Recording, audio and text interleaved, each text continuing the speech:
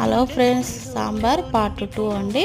మనం వేసుకున్న కూరగాయలన్నిటినీ బాగా ఫ్రై వేసుకున్న తర్వాతకి తగినంత ఉప్పు వేసుకొని కొంచెం కారం వేసుకొని ఫ్రై చేసుకోండి ఫ్రెండ్స్. ఫ్రై చేసుకున్న తర్వాతకి మనం ముందుగానే చింతపండుని కొంచెం రసం తీసుకొని పెట్టుకొని ఆ రసాన్ని కూడా కూరగాయలలో వేసేసుకొని ఆ తర్వాతకి ఉడకబెట్టుకున్న పప్పును కూడా వేసుకొని ఒక 10 నిమిషాలు మరిగించుకున్న తర్వాతకి మీ ఇంట్లో ఏది సాంబార్ పొడి ఉంటే ఆ సాంబార్ పొడిని కొంచెం వేసుకొని ఒక 10-20 నిమిషాల వరకు మరిగించుకోండి ఫ్రెండ్స్.